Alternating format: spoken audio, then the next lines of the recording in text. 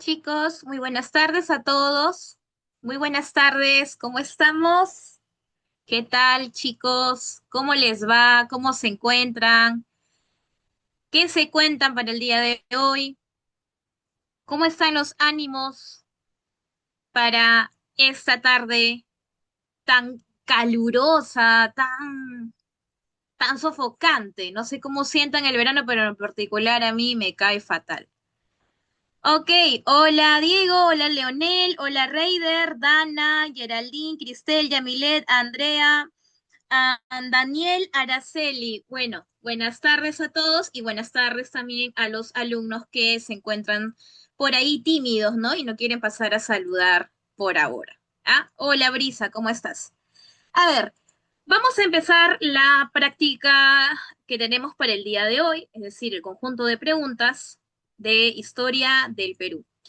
A ver, hay preguntas que honestamente podemos resolverlas al toque y hay preguntas que me parece vamos a tomar un poquito de tiempo quizá explicándolas, ¿ya? A ver, yo comparto la diapositiva, por favor, avísame si se observa, si se ve. A ver, ¿se observa, no se observa? ¿Todavía sale cargando la pantalla? A ver, dice, la reunión se está transcribiendo. Ok. ¿Sí se ve? Hola, ¿qué tal? Sí, ya acá. A ver, chicos, estamos vísperas para el examen de admisión. Vamos a darlo todo esta tarde resolviendo estas 20 preguntas que van desde poblamiento americano hasta lo que sería el gobierno de Alberto Fujimori, el decenio o el Fujimorato para algunos. La pregunta de uno nos dice lo siguiente. Dice, el debate sobre el poblamiento del continente americano se trascendió la mera descripción cronológica para centrarse en la filogenia de sus colonizadores, es decir, de la evolución de ellos. En la actualidad, el consenso científico hegemónico descarta cualquier posibilidad de un origen vernáculo de las pampas argentinas. ¿Qué nos quiere decir eso? Que en la actualidad el consenso científico ha descartado totalmente una teoría que surgió en el siglo XVI por este personaje que dice encontró el paraíso en América, porque la vegetación y la gran cantidad de animales que observaba en la selva también lo encontraría en un pasaje bíblico en el Antiguo Testamento. ¿Alguien recuerda a este personaje? Antonio León Pinelo, quien en el siglo XIX esta idea precursora evolucionaría a una teoría conocida como el autoctonismo. ¿Qué quiere decir eso? Que el autoctonismo ya ha sido descartado desde la ciencia. Ahora nos dice ratificando con el proceso, no, ratificando que el proceso fue de carácter y que el único homínido, nos dice acá, que logró flanquear las barreras geoclimáticas del Pleistoceno tardío fue él. Esta pregunta está, claro, está bien sencilla, ¿no? ¿Por qué? Sabemos por poblamiento americano, primer tema que nos abre el prospecto de admisión de historia del Perú, es que el poblamiento americano es un estudio que busca analizar las distintas hipótesis, teorías, que nos explican cómo el continente ha sido poblado. Sabemos que hoy en día se sostiene que el poblamiento de América es un poblamiento inmigracionista, que significa que vienen hacia América, es decir, que nos pueblan, que nos habitan. En ese sentido, el poblamiento americano se da en un contexto. ¿Y cuál es el contexto? Estos dos puntos importantes de acá. Sabemos que las teorías, como por ejemplo la de asiática, la oceánica, la noratlántica, parten principalmente de un pleistoceno tardío, en el periodo de las glaciaciones. ¿Qué glaciación, dice Gerlica, nos provoca el poblamiento de Asia a América? ¿Qué glaciación fue la que impulsa el poblamiento de Asia a América? ¿No será acaso la última glaciación del Pleistoceno conocido como la glaciación Wisconsin? Ahí está. La glaciación Wisconsin, Pleistoceno tardío, este es el contexto. Segundo punto. El ser humano que llega a América es un ser humano que ya evolucionó biológicamente, que significa que ya no existe otra especie después de el Homo sapiens sapiens. Solamente podemos decir que se va a producir una evolución cultural. Eso sí podemos afirmar, pero evolución biológica, nada que ver. Entonces, si regresamos a lo que sería la anterior pregunta, ¿qué podemos marcar? ¿Qué clave marcamos en la pregunta uno? Marcamos la clave. Ah, muy bien, porque la comunidad científica, entre ellos paleontólogos, arqueólogos, historiadores, antropólogos, asumen el factor inmigracionista porque ya se descartó durante muchísimos años y muchas evidencias, por ejemplo, que la teoría de Florentino Meguino sobre el poblamiento de América gracias al autoctonismo era una idea salida pues de su cabecita solamente, ¿no? Recordemos que su evidencia llamada el Homo pampeanus era una colección de huesos de diferentes especies. También que la antigüedad contenía cada hueso era diferente. Tú sabes muy bien que los cuerpos humanos tenemos todos los huesos por igual. Yo no creo que el hueso de tu manito tenga 10 años menos que toda tu edad, ¿no? Cuando tú has nacido con todos tus huesitos. La misma edad que tienes es la misma edad que tienen tus huesitos, no puede variar. Entonces, eso también era un factor crítico. Otro punto también que se critica al autoctonismo de Ameguino, recordarás, es el factor estratigráfico, ¿no? En la cual las evidencias del Homo pampeanus arrojaba diferente antigüedad. Entonces ahí tienes también una gran crítica del Homo pampeanus y por supuesto de la teoría autoctonista. A ver, pasamos a la pregunta número dos, que también nos habla, pero este caso de poblamiento, ¿qué cosa? Poblamiento, ¿qué? Peruano. Porque dice, en el periodo del Arcaico inferior, representó una transición fundamental en los Andes centrales, marcada por el paso de una economía de apropiación a una economía de producción inicial. Tomando como referencia los hallazgos, como por ejemplo Nanchoc, Guitarrero, Telarmachay y Chilca, determina el valor de verdad de las siguientes proposiciones. A ver, chicos, ¿qué recordamos del arcaico inferior?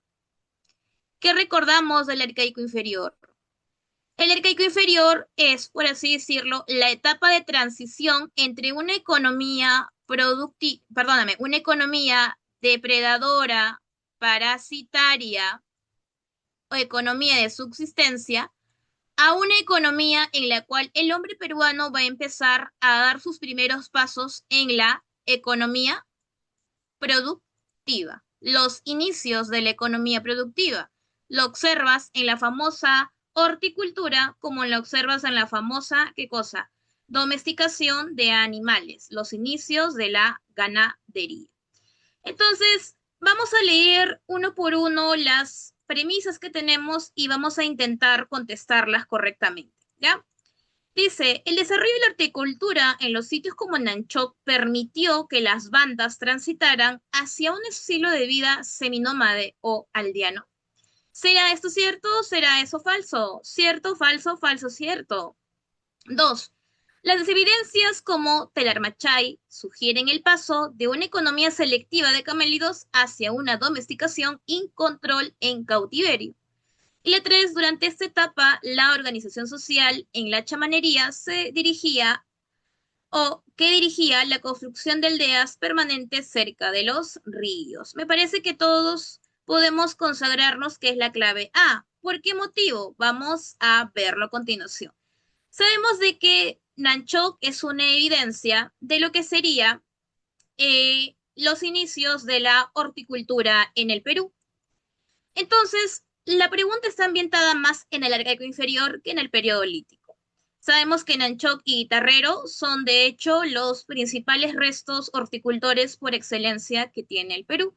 Pero recordarás que no solamente la horticultura será un rasgo propio del arcaico inferior, sino que también el semi-nomadismo, no olvidarlo.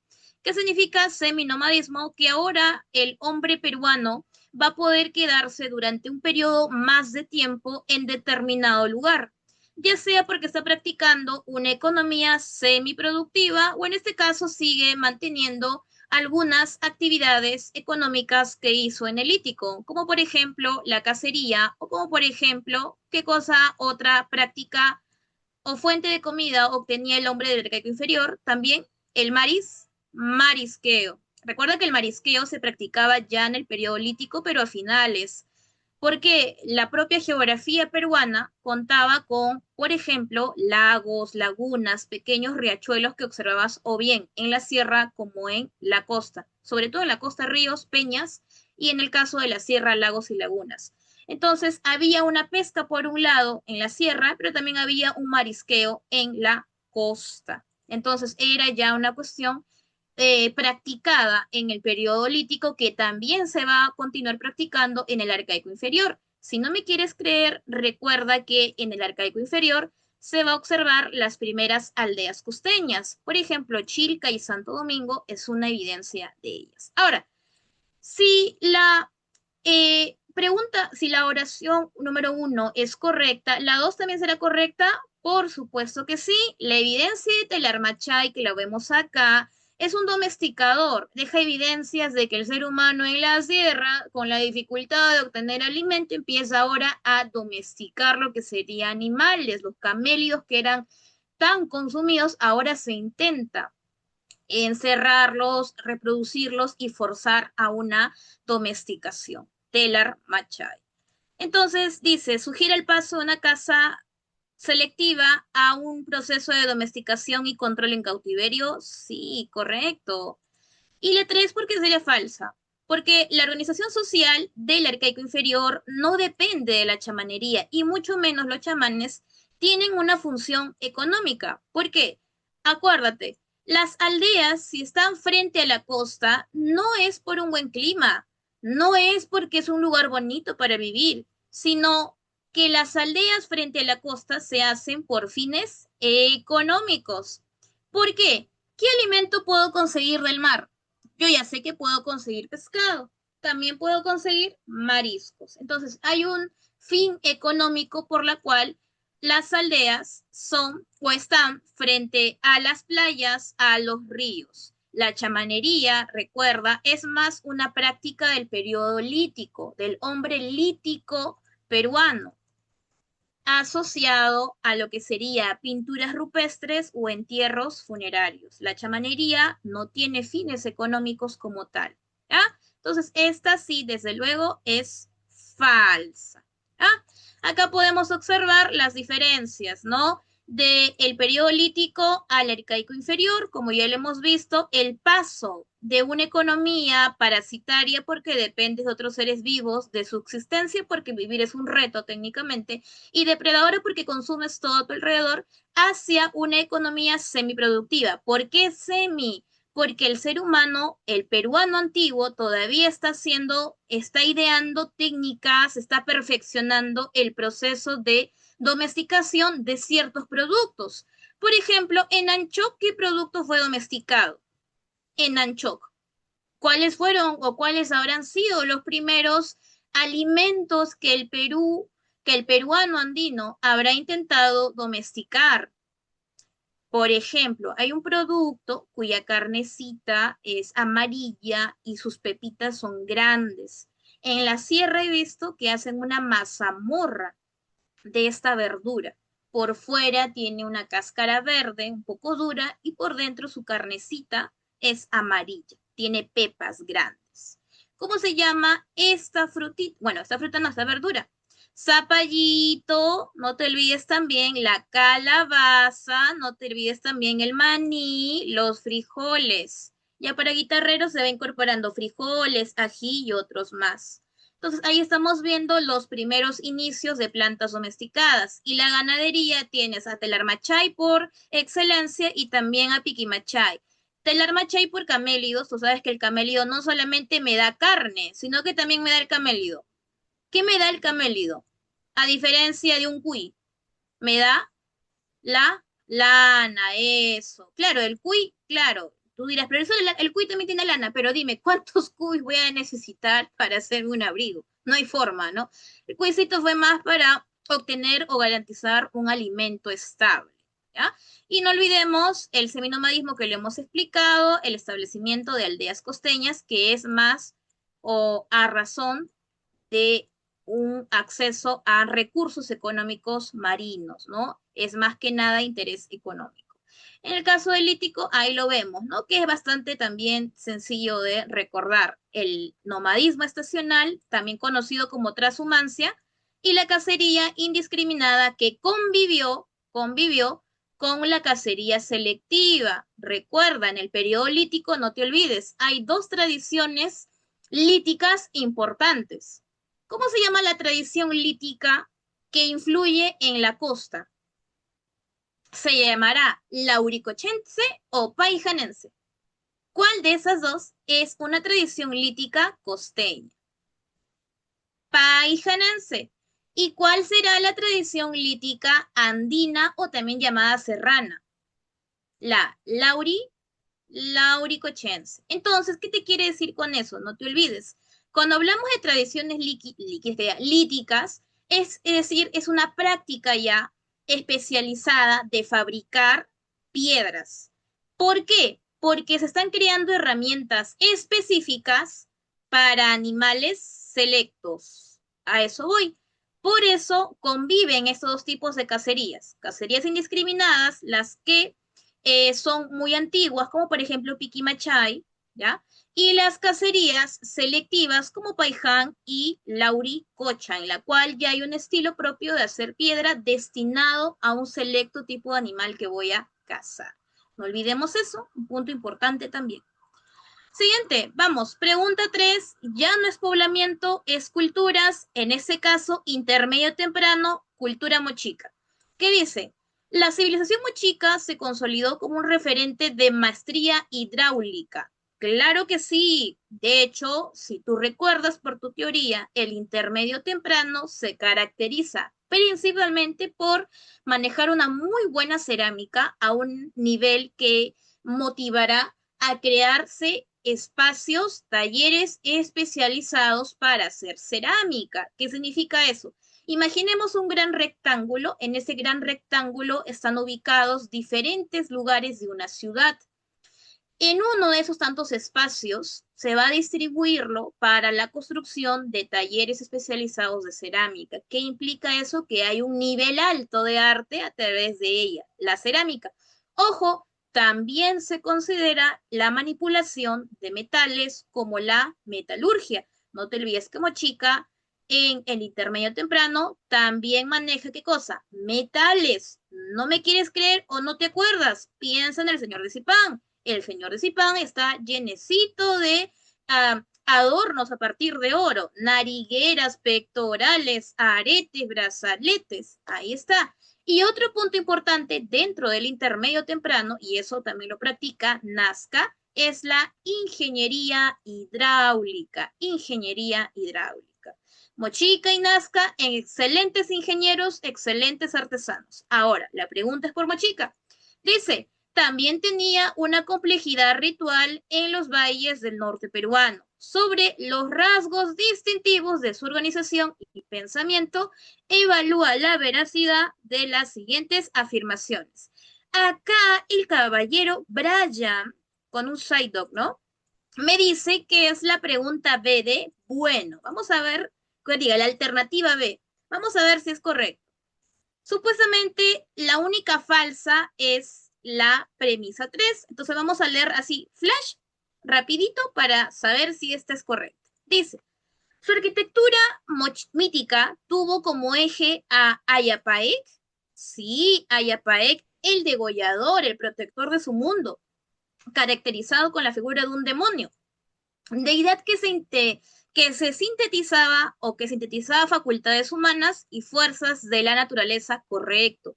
Ayapaec es como una fuerza, por así decirlo, protectora. Tú sabes que en la costa norte hay un fenómeno que siempre lo molesta, el fenómeno del niño. Ayapaec es un dios que a través de los murales, a través de la muralidad mochica, es presentado como un dios que protege, pero para proteger tienes que adorarlo. ¿Y cómo lo adoras? Con sacrificios. Por eso siempre la cerámica mochica va a tener también un aspecto religioso importante al momento de transmitirnos rituales asociados al culto a Ayapaek. Correcto. Dos, la náutica de fibras vegetales. Profesora, ¿qué idioma es este? Bueno, náutica, ¿a qué te suena? A mar, embarcaciones. ¿Hay embarcaciones hechas de fibra vegetales? Sí. En la costa norte, por ejemplo, te vas a Trujillo, La Libertad, vas a encontrar también ahí embarcaciones hechas de fibras vegetales. ¿Cómo cuáles? A ver, en la costa norte parecen como una especie de platanito, donde encima se montan las personas para hacer deporte, turismo. Está hecho de una fibra vegetal que cuando se endurece es impermeable y ayuda a la navegación de distancias cortas. Los caballitos de Totora. Profesora, que los caballitos no solamente lo usaba Chimú, hijito, la Totora es un producto cultivado en la costa norte. Desde luego, los mochicas también lo utilizaban. Dice, fue un instrumento fundamental para la obtención de biomasa marítima. ¿A qué se refiere con biomasa marítima? Bueno, material vivo del mar. Ya, a ver, ¿qué cosa vivo tiene el mar? Pescaditos. O sea, lo utiliza para hacer pesca, obvio. A gran escala, sí. Esto sí es cierto. Correcto. Dice, ¿el núcleo de su fe radicó en la veneración al ser oculado? No. El ser oculado no es un dios de Mochica, pero es un dios de otra cultura. ¿Qué otra cultura que no es Mochica sí adoró al dios oculado? El que tiene los ojitos así un poquito saltones, de un aspecto muy extraño. Es una culturita que está al sur, al sur, al sur, al sur, en un desierto y en zona de valles también, esta cultura. Supo hacer cabezas trofeo, supo construir líneas. Claro, Nazca, el ser oculado. No solamente Nazca, sino también recuerda un pedacito de Paracas, Paracas Necrópolis. Hay una influencia de ese dios. ¿Ah? Bacán. Entonces, cuatro, el descubrimiento del complejo de Huaca Rajada permitió documentar el tránsito o el tratamiento funerario a la alta jerarquía moche. A ver, ustedes recordarán, esto es verdadero, ¿por qué lo tacho? Ustedes recordarán que la tumba del señor de Zipán, descubierta por el arqueólogo Walter Alba, es importante no solo porque es de las pocas tumbas de una autoridad tan importante que se ha encontrado en excelentes condiciones, sino por lo que representa, ¿ya? Voy a ver si consigo en lo que explico la imagen, pero la tumba del señor de Zipán es una tumba en la cual consta, por así decirlo, de una serie de parafernalia, en la cual despertaría la sospecha de que la tumba del señor de Zipán representa un tratamiento especial a lo que sería el entierro de una autoridad muche. Por ejemplo, a ver, te lo pongo acá, para que no te olvides. Ahí lo tienes. Esto es la tumba del señor de Zipán. Representa un tratamiento especial a autoridades tan importantes como la de un señor, no solamente por cómo se entierra, que es con todas las joyas, todos sus adornos, sino también la simbología que representa el niño que se porta como un vigía, es decir, que vela el cuidado de esta cámara funeraria, la esposa, sus esclavos, entre otras cosas más, representa que tenían en mente la idea de la vida después de la muerte, porque todas las parafernalia que ves ahí es para garantizar que el señor Zipán tenga todo en su otra vida. Entonces, sí es correcto. Muy bien para Brian, ¿ya?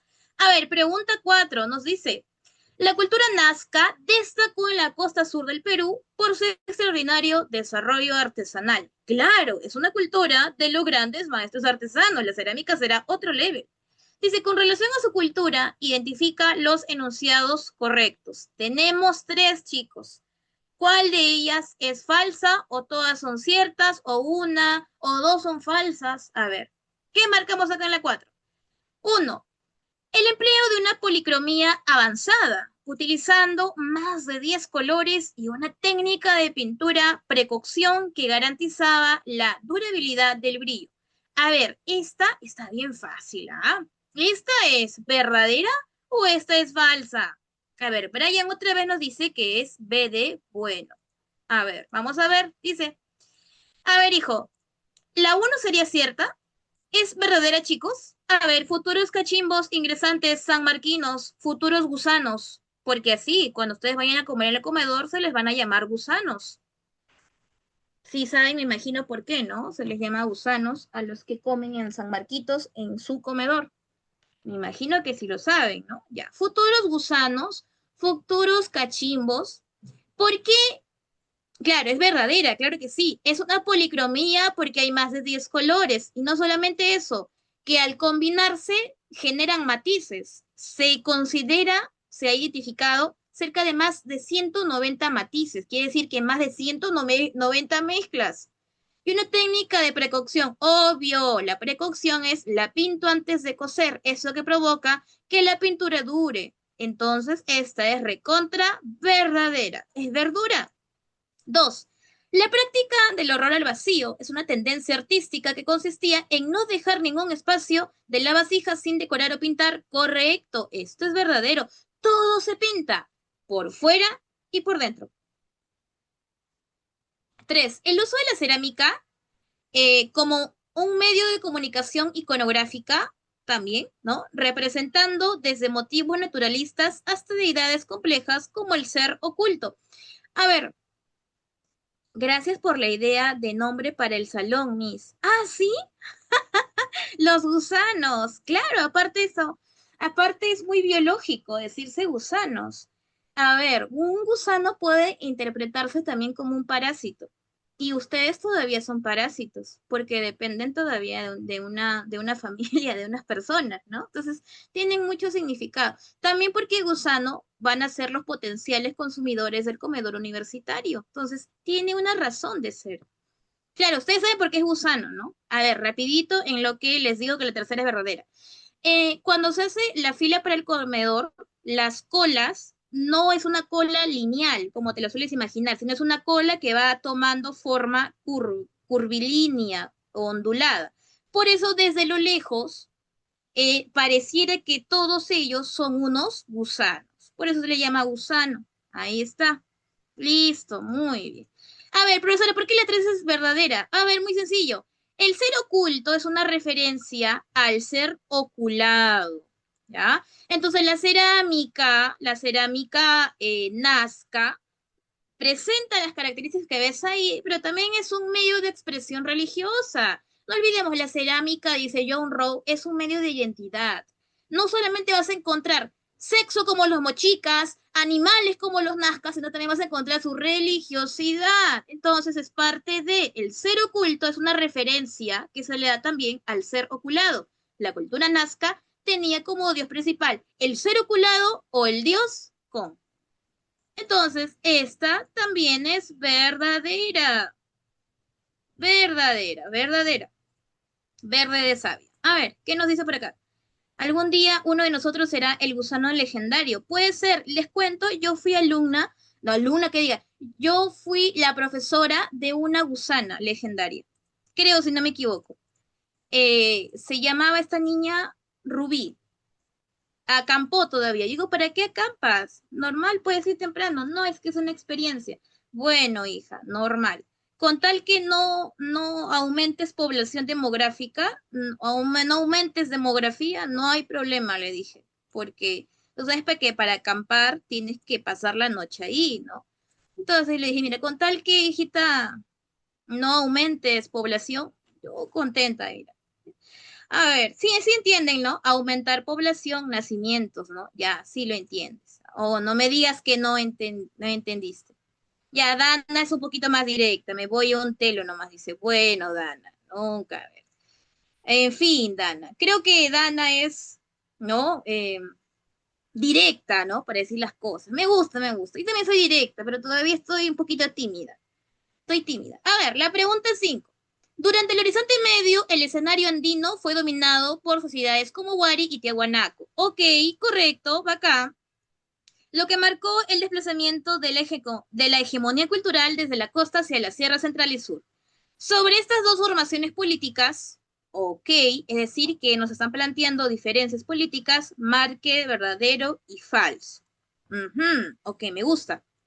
Dice, a ver, mientras que Wari se consolidó como un estado imperial y centralizador con énfasis militar, Tiwanaku ejerció una influencia basada en un prestigio religioso y diplomacia comercial. Hmm.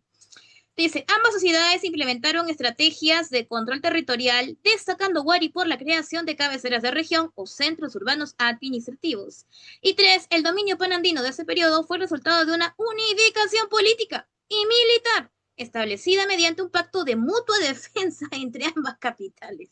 Esto, ay, ay, ay, esto está un poquito extraño, porque mira, a ver, diferencias así generales de Tiahuanaco y Wari, que eso está muy sencillito, ¿ya? A ver, Horizonte Medio son generalmente culturas o civilizaciones fusionistas, que quiere decir que nacen o son el resultado de una mezcla de aportes culturales de otras civilizaciones previas. Por ejemplo, Tiahuanaco, me dirás, profesora, pero Tiahuanaco, ¿qué tipo de semejanza puede tener con otra cultura? Tiene mucha semejanza con una cultura del horizonte temprano.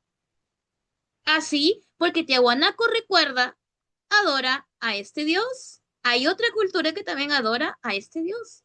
Además que Tiahuanaco tiene un estilo de hacer arquitectura utilizando piedras, ¿no?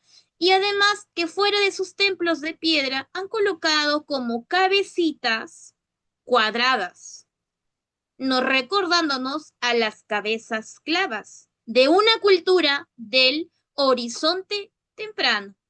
¿Qué cultura es, futuros gusanos? ¿Qué cultura es? Chavi. Entonces, hay un nexo cultural que proviene de la herencia chavinoide. Se cree que la cultura lupaca habrá sido la responsable de ser el puente comunicacional entre ambas culturas. Por eso también tiene en parte esta razón de ser de Tiahuanaco, de contener elementos muy semejantes con Chavín. Y también además que Chavín también tenía expansión religiosa como Tiahuanaco, pero ahora Tiahuanaco se dio un ejército, pues, ¿no? Y también su expansión es a nivel económico. ¿No me crees? Sus grandes técnicas agrícolas, sus nexos comerciales terrestres con otros lugares.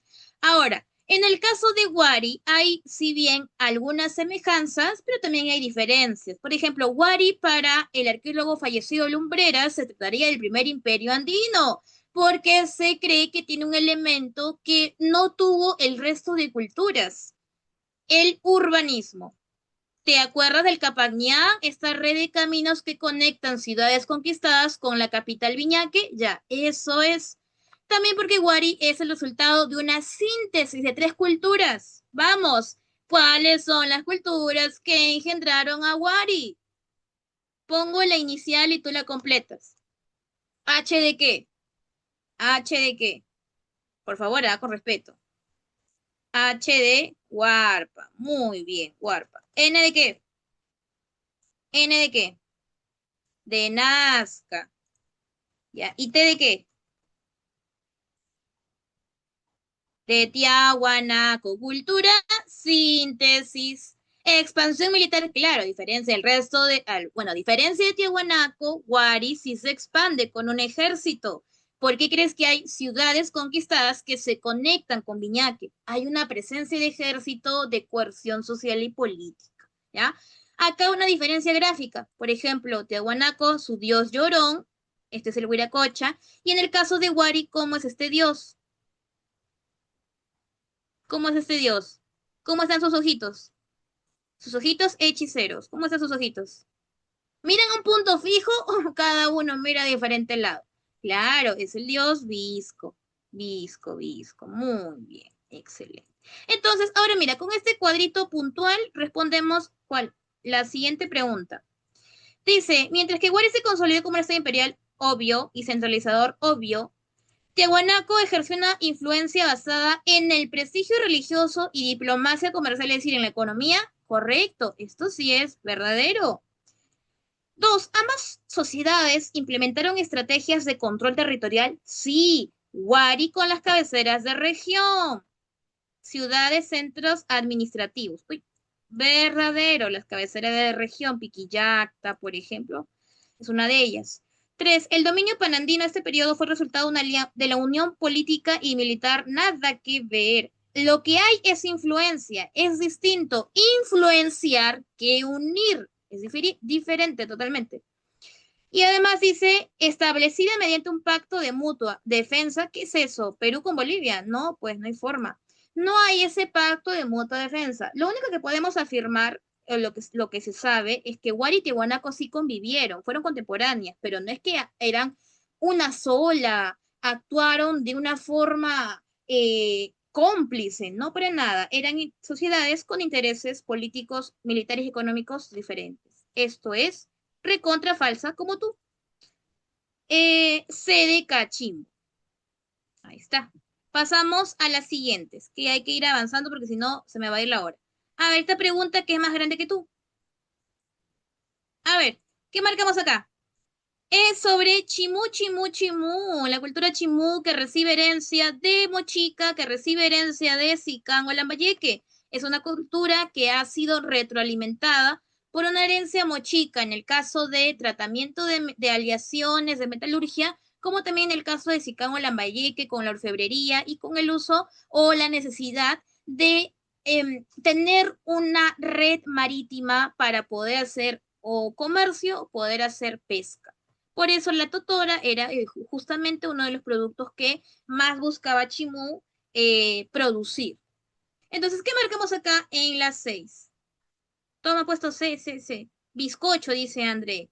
Ah, tú eres el que transcribe, ¿no? Ah, primera vez en la vida que te ve escribir, hijo. A ver, las 6. ¿Qué marcamos en las 6? ¿Cuál habrá sido este último monarca de la sociedad que fue capturado y trasladado al Cusco por las tropas del Inca Tupac Yupanqui? Es decir, uno de los 5 fue conquistado por el Tahuantinsuyo. ¿Quién es? ¿Quién es ese hombre? Nos dicen. ¿Quién es ese hombre? Como la canción, ¿quién es ese hombre? A ver, ¿qué hombre es? Takainamo, Nailán, Minchacama, Huacricur, Yampayek. A ver, vamos descartando. Mira, Yampayek es una zona geográfica, presencia de valles. En ese sentido, Yampayek es un término asociado a un espacio que motivó ya en el contexto colonial al nombre de Lambayeque. Yampayek, Lambayeque, Yampayek, Lambayeque. Entonces, esto no tiene nada que ver. Descarto. A ver, Takainamo, ¿qué es? Es un personaje fundador de la cultura chimú. El fundador no es el mismo capturado por el Inca Tupac Yupanqui. Nailán, ¿a qué te suena? ¿A un mito? El mito de Nailán, el hombre que viene en un caballito montado, ya. Este es un ser mitológico. ¿Cuál de estos dos fue conquistado por el Inca Tupac Yupanqui? Minchacaman o Huacricur. Minchan Kama, muy bien. Minchan Kama es el que además logra la máxima expansión también. ¿Ya? Listo. Iwakricur es el que la inicia. A ver, aquí está. Iwakricur es el que la inicia. Pongo la I de inicia. ¿Ya? Listo. Tú vas a entender mis abreviaturas. Y si no, pues para el próximo ciclo. No hay problema.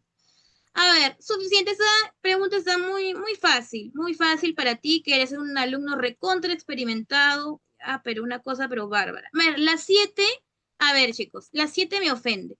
La 7 me ofende a mí y más a ti. La 7 es estafa. A ver, dime, ¿qué clave es la pregunta 7? ¿Cuál es la clave correcta? Esa pregunta es estafa. Muy bien, muy bien. Al ojo.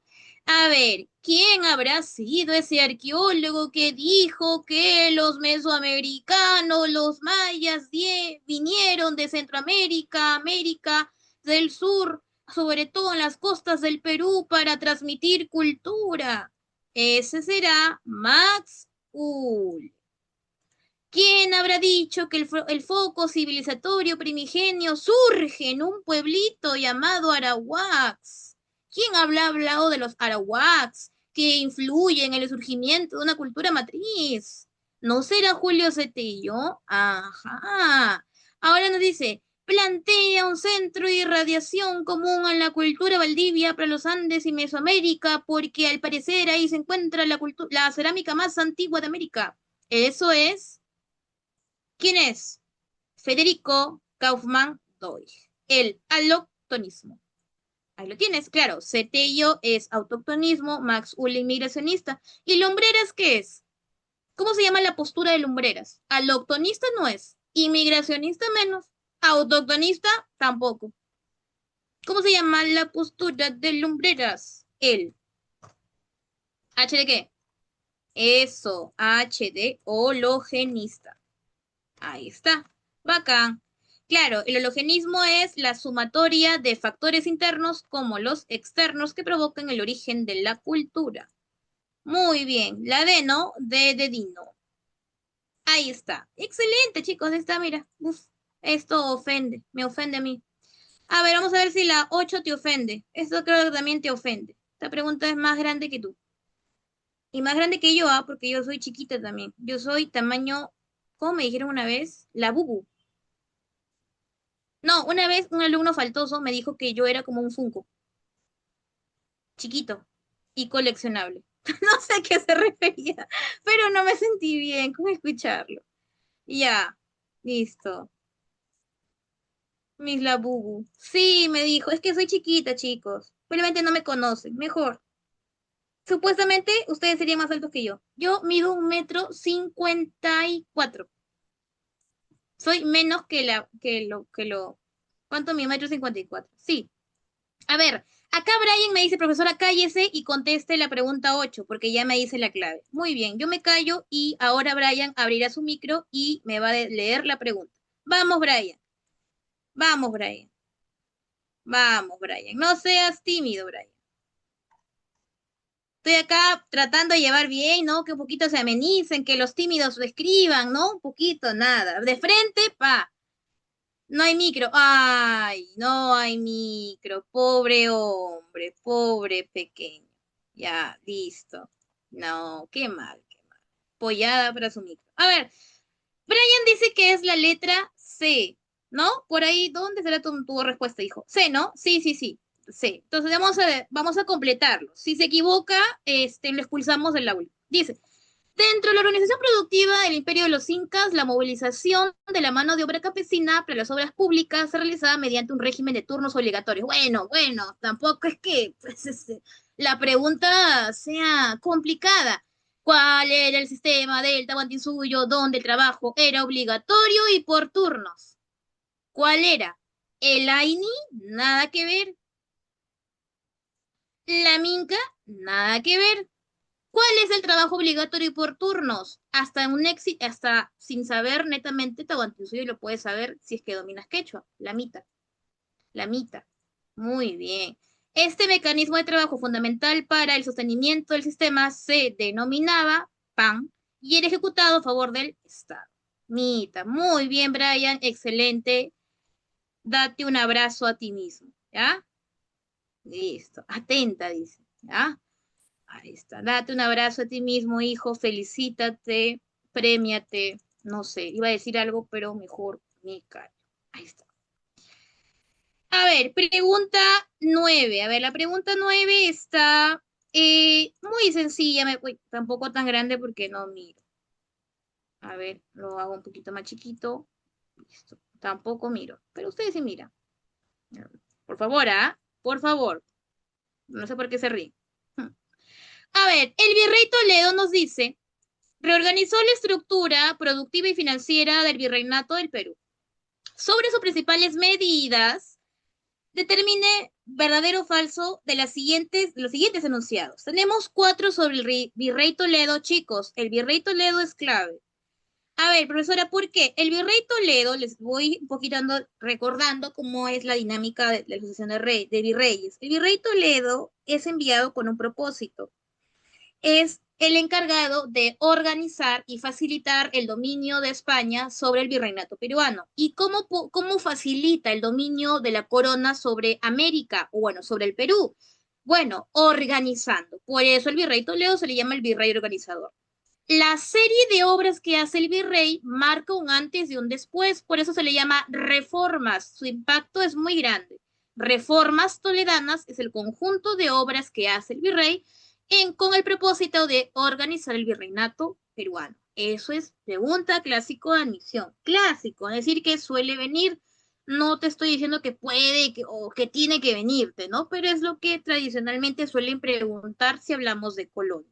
Entonces, contéstame, futuro ingresante, futuro gusanito, ¿qué marcarías en la pregunta 9 si en tu futuro o eventual examen de admisión, no sé qué año postularás, criatura, pero te venga en tu examen? Nunca se sabe. A veces los chicos, de verdad tengo alumnos que, no sé, se guardan, se reservan, tipo como una castidad. No, en mi primer examen, profesora, yo tengo que ingresar porque si no, no es el examen indicado correcto, ¿no? Se guardan, se reservan y así pasan un semestre, otro semestre y un año y otro año, ¿no?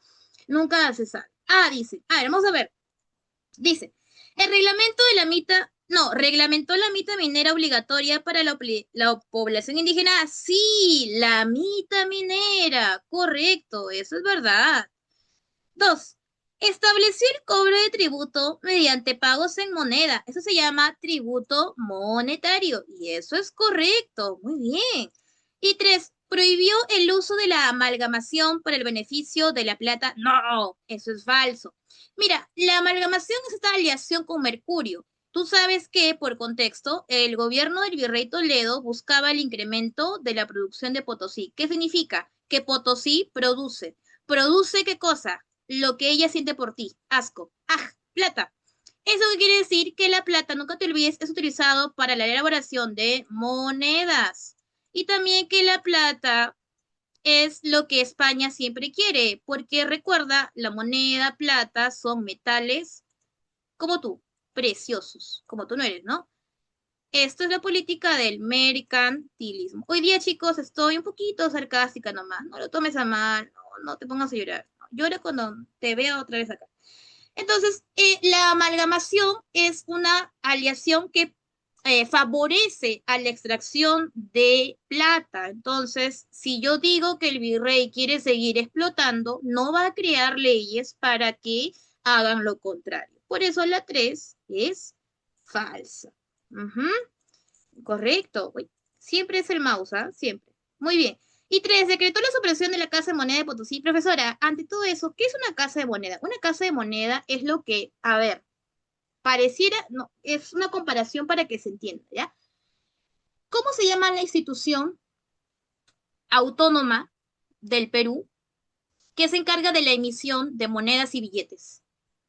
Vamos, en coro. BCR. Eso, muy bien. Ah, muy bien, se guardó, se guardó. ¿Y tú te has guardado, Daniel? ¿Tú te has guardado? ¿Puedes decir lo mismo, Daniel? No. Bueno, son cositas, hijo. Tómalo como una vez me dijo un profesor. Es la experiencia. La experiencia, claro. La Casa de Monedas se encarga de la acuñación de monedas, de la elaboración de las moneditas. Entonces, si hay más plata, habrá más moneditas acuñadas. Por lo tanto, Toledo no hará lo contrario. No va a crear, ni hará una supresión, ni pausará, ni detendrá la emisión de monedas. Correcto, chicos, muy bien. Abrácense, díganse palabras de afirmación. Muy bien, chicos, me gusta. A ver, la pregunta 10 también es una pregunta como yo, chiquitita. No digas otra cosa, por favor, ¿ah? A ver, en el sistema hacendario colonial, la enajenación de bienes muebles e inmuebles formalizada ante la fe pública del escribano devengaba un gravamen obligatorio sobre el valor de la transacción. Este impuesto, que afectaba a la circulación de mercancías y transferencia de dominio en el mercado interno, se denominaba... Ya, esta pregunta pues ofende. Esa pregunta es chiquita, te confunde con palabritas, pero no creo que logres equivocarte. D de duende. Muy bien, excelente. Es el alcabala. Profesora, pero el alcabala no es un impuesto a la compra y venta. Claro, pues hijo, ¿y qué vendes? Cosas muebles, ¿no? Algo que se pueda mover. Y también vendes cosas que no se pueden mover. Por ejemplo, si decimos que el alcabala es un impuesto que se aplica a la compra y venta.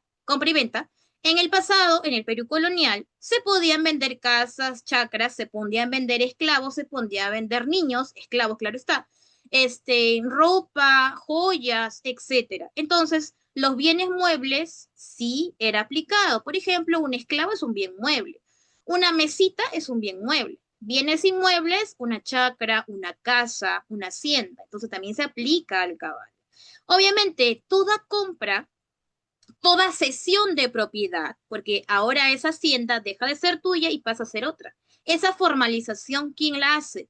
Hoy en día le llamamos notario, pero en el pasado se le llamaba escribano. Eso lo hace el escribano. ¿Qué impuesto es? La alcabala. Muy bien. Acá un pequeño recordatorio de algunos impuestos coloniales. La alcabala, todo lo que es compra y venta dentro del virreinato, claro que sí. Almojarifazgo, el impuesto que se carga a todo producto que ingresa a la colonia como a todo producto que se va, que sale. Por eso dice importación y exportación.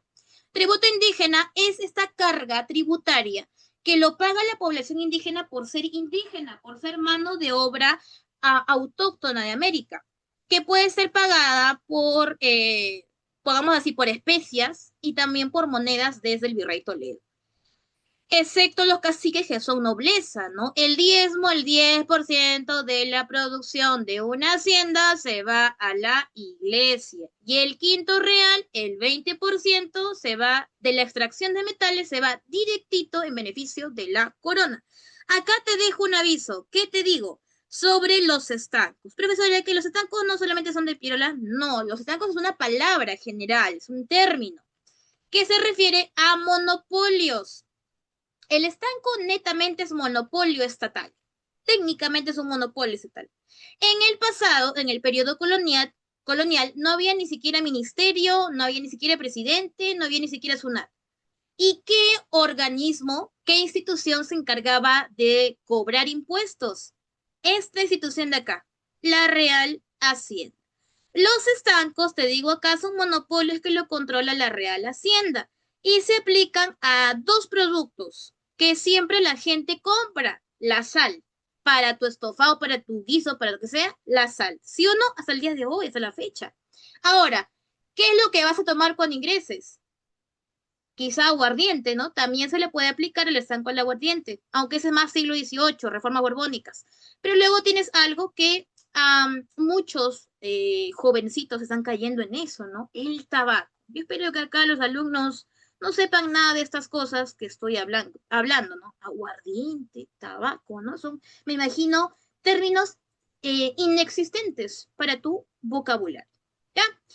A ver, vámonos con esta pregunta, la 11, que también está muy fácil de resolver, a pesar que nos hable de un tema bastante importante en el examen de admisión. Un tema que está ambientado en lo que es siglo XVIII, virreinato peruano. ¿Sobre qué es? Sobre la rebelión de Tupac Amaru II. Nos dice, el levantamiento anticolonial más grande de la región. Esta movilización no solo fue un estallido social, sino una organización política compleja. De acuerdo con los aportes de este autor, me imagino el que asume que Tupac Amaru es un levantamiento anticolonial y más que un estallido, fue una organización política compleja. Hay un factor crucial a nivel logístico y direccional del movimiento. Chicos, chicos, ¿me oyen? ¿Sí? ¿O estoy hablando sola y se me fue la señal hace más de 5 minutos? Ah, están y no hablan. Ya. La pregunta 11. ¿Cuál será la clave correcta?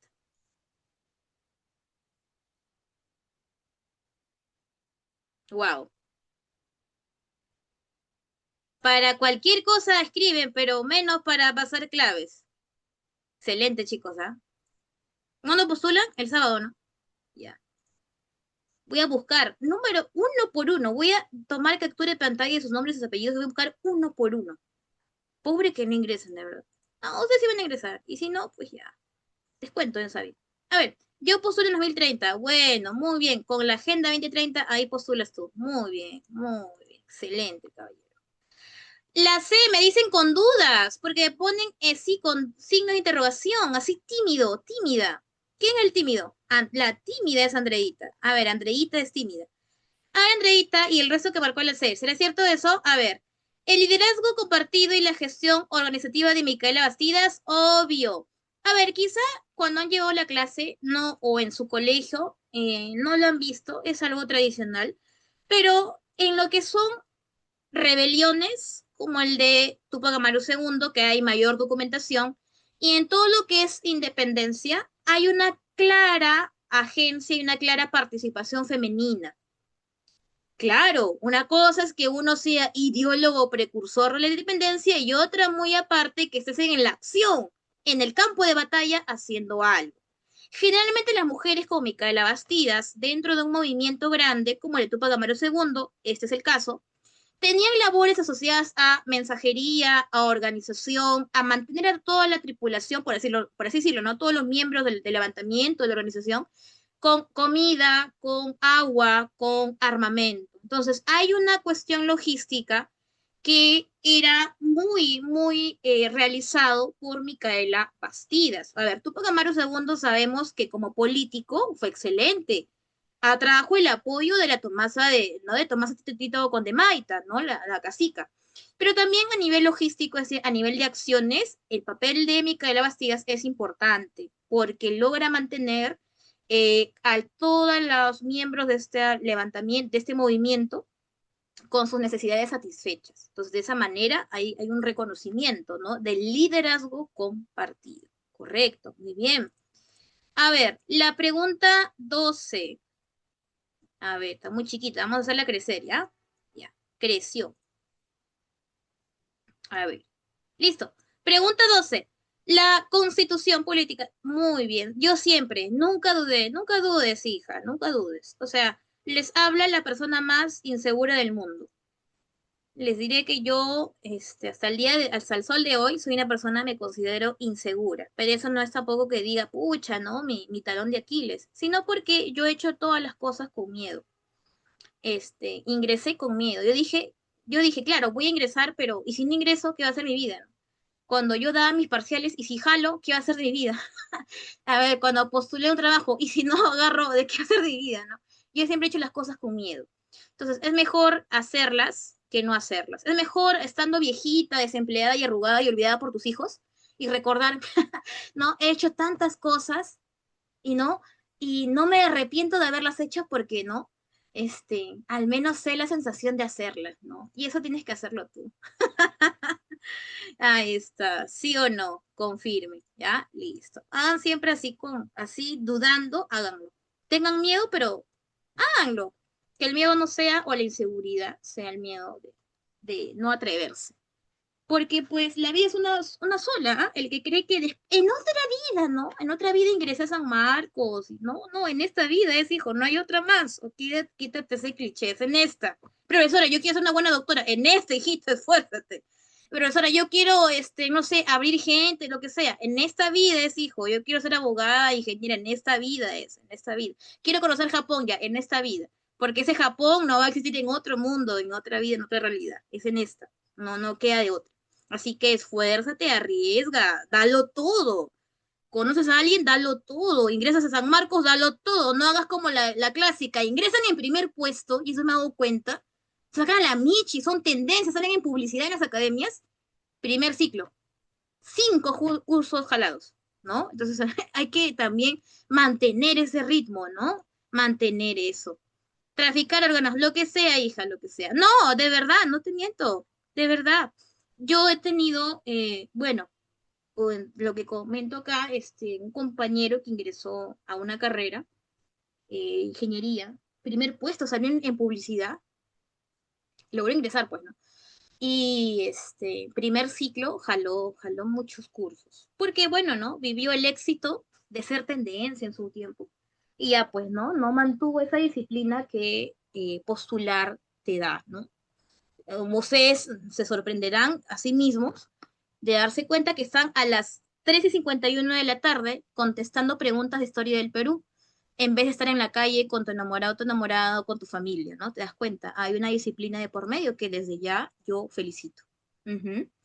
En vez de estar haciendo otra cosa, están acá. Hay una disciplina. Y eso tienen que reconocérselas desde ya. Pero bueno, vamos con la pregunta 12 y va a retroceder del 2026 hasta 1812.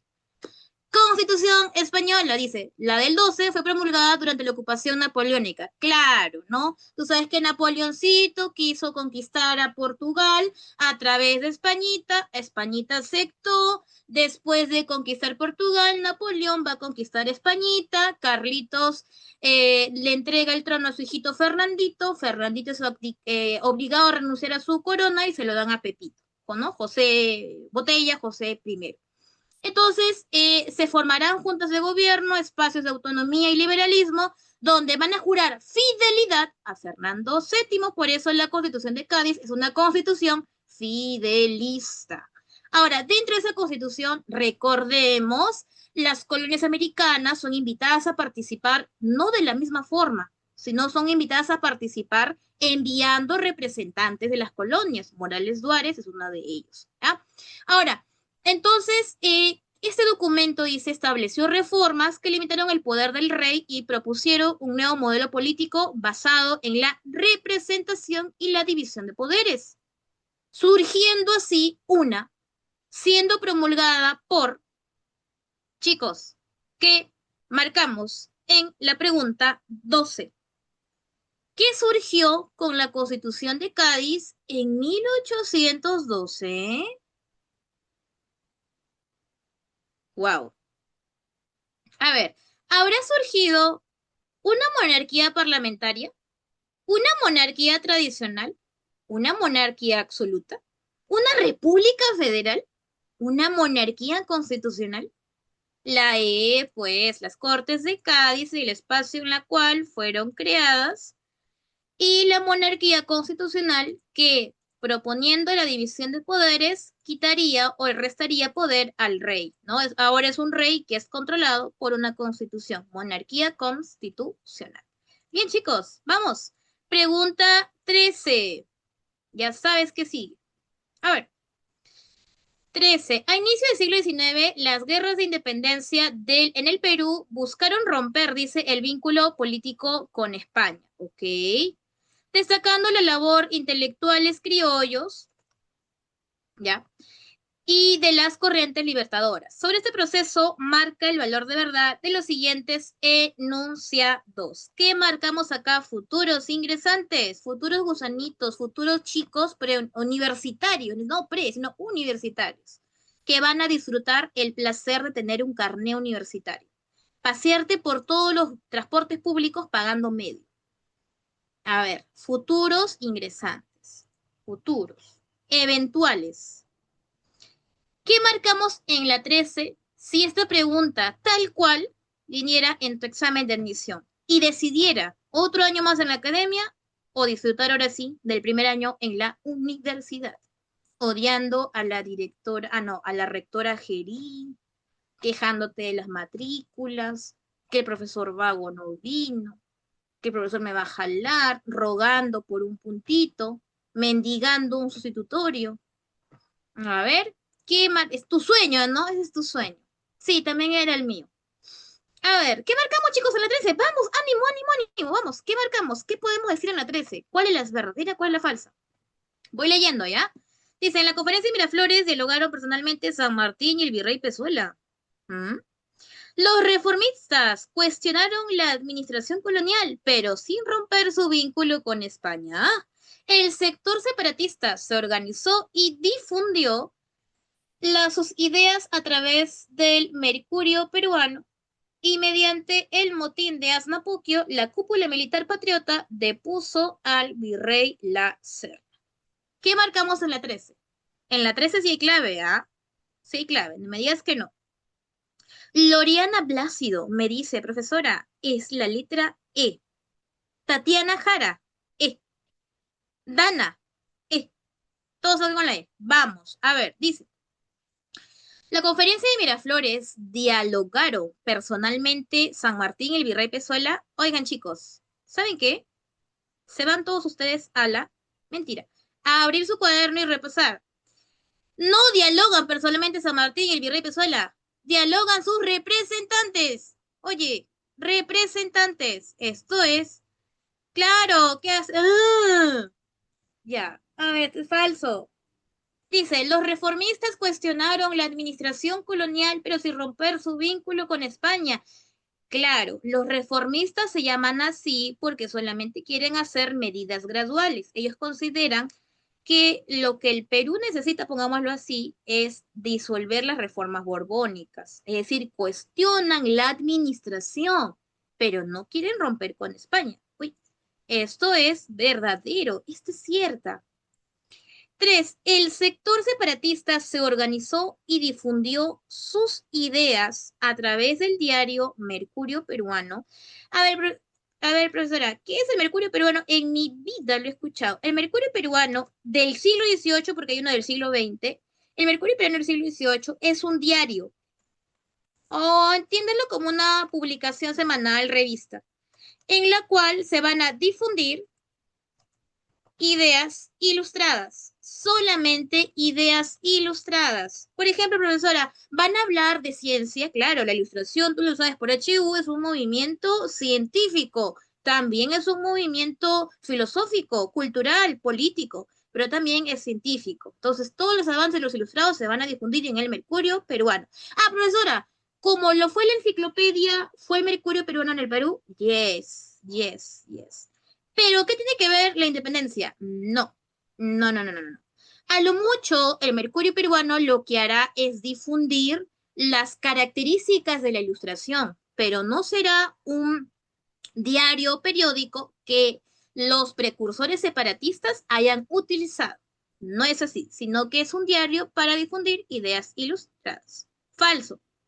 Y la 4 dice, mediante el motín de Aznapuquio, la cúpula militar depuso al virrey La Serna. Esto es recontra falsa, como tú, mira, como tú diciéndome que era la clave, no sé qué, la E. Esto es falsa, ¿por qué? Porque sé que en el motín de Aznapuquio sacan al virrey Pezuela y ponen al virrey La Serna, pero no es el o es el bando patriota, es el bando realista. Entonces, chicos, futuros ingresantes, cachimbitos, que ya no quiero verlos más, ¿qué clave es? Ahora sí, díganmelo con total claridad. ¿Será la letra D? Muy bien, reflexionaron sus errores. Vámonos con la 14, que es Confederación Peruano-Boliviana, siglo XIX, ya lo que sería, en efecto, Santa Cruz. Primer militarismo y todas esas cositas. A ver. Confederación Peruano-Boliviana, dice, representó un ambicioso proyecto de integración que desafió las fronteras coloniales. Este proceso respondió dinámicas de larga duración en los Andes, señala los enunciados correctos en relación con lo anterior. A ver, ¿cuál de acá será cierta o falsa? No, de frente, ¿no? ¿Cuál será lo correcto sobre la Confederación? Vamos, chicos. Si esta pregunta te viene en tu examen de admisión, ¿cuál sería la clave correcta? ¿Cuál sería la correcta? Vamos, chicos, vamos, los leo, ¿ah? Ustedes postulan, ustedes tienen que apostar por lo que marquen. No, no tanto yo. Acá yo me te voy a corregirte si es necesario. O guiarte, ¿no? Porque tú sí sabes, solo que estás quizá un poquito abrumado con tanto repaso, con tanta teoría. A ver, la 14. Vamos, vamos. ¿Qué marcamos en la 14? A ver. Ahí. Besito y me dicen por acá cachimbito. A ver, hay claves así que se contraponen. Cachimbito o besito. Vamos a ver. Dice, el proyecto contó con un sólido respaldo de las élites del sur peruano, como Arequipa y Cusco, para sus vínculos y por sus vínculos históricos y comerciales con el Alto Perú. ¿Será eso, cierto? ¿Será falso? Vamos a ver. Esto es correcto. ¿Por qué? Mira, a ver, tú sabes que, lo voy a poner por acá, tú sabes que la Confederación Peruano-Boliviana tuvo como principal ley una ley que buscaba atraer mercadería extranjera, siempre y cuando desembarcaran en un puerto de la Confederación Boliviana. Esta ley se llama la ley de los puertos libres. ¿Qué quiere decir? Que depende de un comercio exterior. ¿Qué significa esto? El comercio exterior es una clara característica del libre comercio. Entonces dice, las élites del sur peruano con vínculos históricos y comerciales apoyaban esta confederación por sus comercios con el Alto Perú. Correcto, eso es verdadero. A ver, la clase de Arequipa y de Cusco era una clase librecambista. Entonces, ellos van a estar a favor de la confederación porque les conviene. Eso es verdadero. Dos, dice, Santa Cruz buscó establecer un sistema de libre, ahí está, pues, ¿no? Lo que te acabo de decir, libre comercio, es verdadero, al ojo. La división del Perú en dos estados, norperuano y subperuano, fue una estrategia para equilibrar el poder frente a la hegemonía de Lima. Claro, la cuestión o la división de la confederación a través de estados, boliviano, nor y surperuano, era una medida política para quitarle poder a una clase social que en Lima radica desde tiempos coloniales. ¿Cuál, profesora? A esta clase que empieza con A y termina en aristocracia. Aristocracia, ¿ya? Dice, el conflicto terminó principalmente por el rechazo unánime de la población indígena. ¿Qué?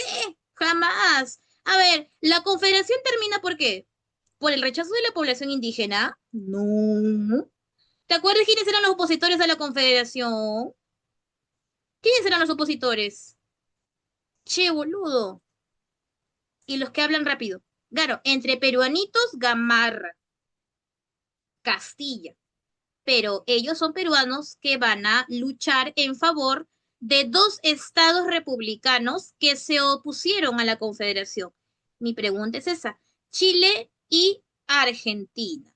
Es decir, que los indígenas o la población indígena de Bolivia no estaba en contra de la Confederación. La uno, 2 y 3 son verdaderas. Uno, 2 y 3. C de Cachimbito, abrázate a ti mismo si has marcado la C. A ver, pregunta 15. Juanito, guano, guano, guano. ¿Qué podemos recordar del guano, de la prosperidad falaz? A ver, lo hago crecer, lo crezco para ver mejor. A ver, que la miopía ya es otra cosa ya.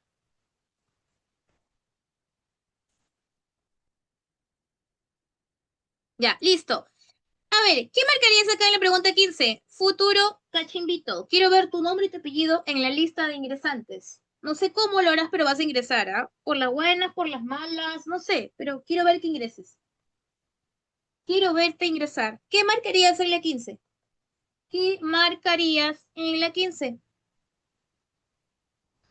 ¿Qué nos dicen por acá el chat? Dice B de bonito, B de bonita, B de baboso. A ver, B. A ver, la B sería que es, hay una falsa. Ajá. Hmm. A ver, dice. La renta del guano permitió que el Estado suprimiera el tributo indígena y aboliera la esclavitud durante el régimen de Castilla. La bonanza financiera hizo que el Estado se volviera fiscalmente independiente a la contribución directa de sus ciudadanos. Los ingresos del guano fueron destinados am, en su totalidad a promover una economía transformativa en las provincias del interior. Y cuatro, la dependencia de un solo recurso natural convirtió al Perú en un país, en un estado rentista vulnerable a las crisis del mercado externo. A ver, esto es tan sencillo. Muy bien para aquellos que me han dicho la clave de bueno o de bonita o B de bésame. A ver, la uno. La renta del guano permitió que el Estado suprimiera. Obvio que sí, eso es correcto. Eso es correcto. Recuerda que, ojito, hablando de prosperidad falaz, tú sabes que si bien por el guano, durante el régimen de Castilla, el tributo se elimina, se suprime, recuerda que pos era del guano, pos salitre, tendremos un gobierno ya que, por así decirlo, restablecerá lo que sería el tributo indígena, pero con otro nombre. Cuando ya se acaba los recursos por explotar y el Estado no tiene plata, sumado a que perdió una guerra, el Perú empieza la reconstrucción nacional. ¿Te acuerdas? Hay uno de los presidentes de la reconstrucción que revive el tributo indígena, pero con otro nombre. porque bajo el argumento de este presidente no hay suficiente renta, ingreso en beneficio al país luego de la Guerra del Pacífico. Este presidente es Miguel, Mickey y, y Mickey Mouse, no, Miguel Iglesias, muy bien. No lo llama tributo indígena para pasar así, no desapercibido. Lo llama como contribución perso personal, porque de esa manera sí el indígena contribuye con su pago a la reconstrucción del país. ¿Ah? Pero eso se entiende porque ya no hay recurso natural. Correcto, muy bien. Dos, la bonanza financiera hizo que el Estado se volviera fiscalmente independiente a la contribución. Sí, ya no dependía tanto de impuestos provenientes de la ciudadanía de rentas, como se le suele llamar, aquellos ciudadanos que ganan cierto monto y que con sus impuestos mantienen al Estado, ¿no? Tres, dice, los ingresos del guano fueron destinados en su totalidad a promover una economía transformativa en las provincias. Nada que ver. La plata del guano nunca llega a transformar ni Michi. En la plata del guano, ¿en qué se gastó? Recuerda, la época del guano para Jorge Basadre es la prosperidad falaz. La plata del guano, esa bonanza, ese siglo de oro económico del Perú gracias a la venta del guano, se despilfarra en lo que es corrupción, se despilfarra en lo que es expansión o aumento de la burocracia de Estado y sobre todo en el aumento del gasto público. Ojito, otro gasto que tuvo la prosperidad falaz, no olvidemos, mantener burocracia civil, mantener burocracia militar y en tercer lugar los ferrocarriles. Un gasto adicional que tuvo el Estado que enfrentar es la abolición de la esclavitud, porque la abolición de la esclavitud, ¿cómo se hizo, chicos? ¿De gratis o pagando? La abolición se hizo de forma filantrópica, gratuita. No, no fue así. Se hizo pagando, comprando. ¿Te acuerdas? Yo te dije en una clase, si no me equivoco, que hay una palabrita que se le llama para cuando nos referimos a la liberación de los esclavos. Hace un tiempo atrás, en un examen de admisión, vino esa palabrita. Preguntaron lo mismo. ¿En qué se fue la plata del guano? Manumisión. Muy bien. ¿Por qué dudas, Andrea? No dudes. Cree más en ti. Manumisión. Correcto. Ahí tienes. Y la cuatro dice, la dependencia de un solo recurso natural convirtió al Perú en un país, en un estado rentista. Sí. Profesora, ¿a qué se refiere estado rentista? Que obtiene una ganancia, que gana, hay una ganancia. En esa ganancia de rentas, de ingreso, de ganancia, se da gracias a la explotación de un recurso natural y es el guano. Eso nos vuelve vulnerables, por supuesto, porque nuestro comprador no es interno, es externo. Si pasa algo en el mercado, nos fregamos. Y es lo que posteriormente pasó, ¿no? El guano fue desplazado por el salitre y tuvimos que vender sal. Entonces, chicos, ¿qué letra es? Me repite el público, me repite la comunidad, me repite los gusanitos.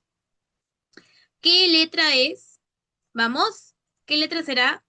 Amigo, bésame, cachitos o Dino o elefantito. Espérame, yo te veo tu chat ya, estoy acá. A ver, es B de buenito, B de buenito. Como tú eres un buen alumnito. ¿Ah? Espero que sí. A ver, 16. República Aristocrática, también, ¿no? Muy importante tema. Interesante también. A ver, República Aristocrática, segundo civilismo para algunos, el gobierno de una oligarquía agroexportadora, porque el Perú sigue siendo un país extractivo, ¿no? Una economía extractiva. A ver, no, tan grande no, porque no veo. A ver, no, más chiquito, espérame. Uy, ya no sé, chica. Ahí está, listo. A ver, dice, verdadero o falso sobre la estructura del poder de la República Aristocrática. ¿Qué tenemos que recordar en la República Aristocrática? Se llama así, o también conocido como segundo civilismo, no olvidar, segundo civilismo. ¿Quiénes son otra vez los que ingresan al poder? Generalmente ex consignatarios. ¿Y qué era un consignatario, chicos? ¿Qué era un consignatario? ¿Qué era un consignatario? ¿Qué era un consignatario? También son banqueros, ¿ah? O ex banqueros. Hay algunos que son banqueros, prestamistas también hay. Chicos, ¿nadie se acuerda que era un consignatario? Me preocupo. ¿O están demorando en escribir? Están demorando en escribir, ¿no? Sí, ¿no? Ah, ya. ¿Qué es un consignatario? ¿No te suena a guano? ¿No te suena a consignatario? ¿No te suena algo? Oye, chicos, ¿están ahí? Claro, el consignatario, pocas palabras, es un empresario, es un particular encargado de la venta del guano. Tú recuerda, José Balta mata a los consignatarios, lo digo no de forma, perdóname, de forma figurativa, no lo digo de forma literal, no es que los mata así, pistolas, sino que los mata a nivel figurativo, porque firmará el contrato Dreyfus, acabando con el sistema de consignatarios y pasándolo a monopolio. ¿Por qué te comento? Ex consignatarios que se han enriquecido por la venta del guano van ahora a conformar la oligarquía peruana. República aristocrática, chicos, nosotros seguimos siendo una colonia para el mundo. Ellos están en plena paz armada. Y toda paz armada, ¿qué es? Una carrera armamentista. Ahora, ¿de qué material se hacen las armas o los instrumentos que utilizarán en la guerra? De recursos naturales. Por eso el Perú es agroexportador. ¿Ya? Entonces, vamos a ver cuál de estas cuatro serán verdaderas, cuáles serán falsas. A ver, ¿alguien me puede decir cuál puede ser verdadera y cuál puede ser falsa? Mientras voy leyendo. Dice, uno, el sistema del enganche fue un mecanismo de coacción laboral para proveer de mano de obra a los enclaves azucareros y mineros. Dos, el Partido Civil representó la hegemonía de una oligarquía que controlaba el Estado sin necesidad de una base de apoyo popular masiva. La ley electoral de 1896 fortaleció la democracia al permitir que los sectores indígenas alfabetos mantuvieran su derecho al sufragio. Y la cuatro, los varones del azúcar. Por si no lo saben, los varones del azúcar es como un grupito, así como tienes un grupito de amigos, ellos son un grupo de empresarios que venden azúcar, pues por eso son varones del azúcar. Es la familia Grace, la familia Larco y la familia Gildemeister. Ellos son los varones del azúcar. Lograron el acceso al crédito para la modernización tecnológica en las haciendas de la costa norte. A ver, chiquitos, preciosos, hermosos, divinos, guapos. ¿Qué marcarías o qué marcaste en la pregunta 16?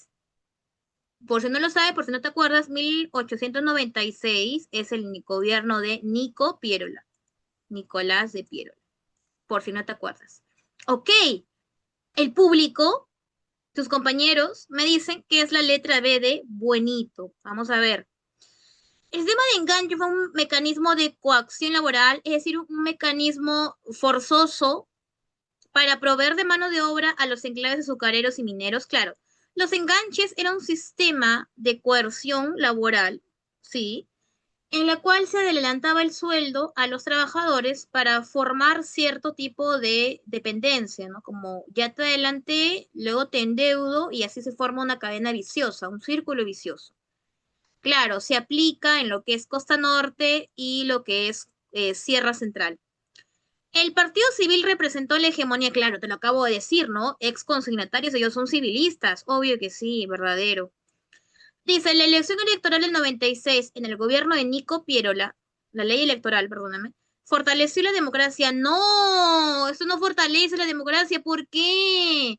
¿Qué decía la ley de 1896 del gobierno de Pierolita? ¿Quiénes son excluidos del voto? ¿Quiénes son excluidos del voto? ¿Quiénes? ¿Quiénes son excluidos? Por lo que no se puede decir que sea democrático, ¿no? O inclusivo. Analfabetos. Muy bien, Andreita, analfabetos, excelente. Entonces, esta es recontra falsa.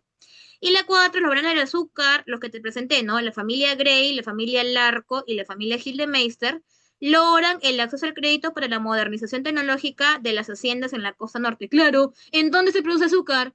¿En la selva? No, se produce en la costa norte. Muy bien, chicos, excelente, me gusta. Están pero concentrados, están pero ardientes, así ya, pero on fire, están demasiado ya.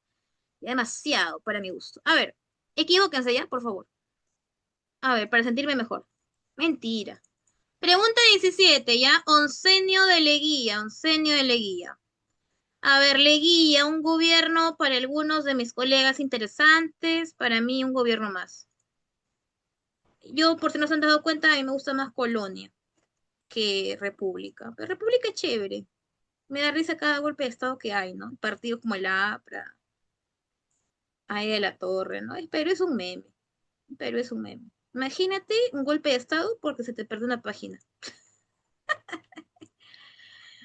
Imagínate una hiperinflación diciendo de que si el problema es que no hay tantos billetes, hay que imprimir más, como una maquinita. Ese país es un meme.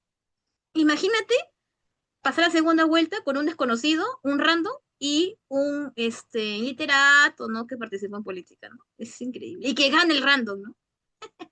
Increíble historia del Perú. ¿Por quién votará? Mira, mi amor, corazón. Esa pregunta me la han hecho todos mis alumnos que están próximos a postular, es decir, mis chicos de repaso. De todas las academias a las que voy, ¿ah?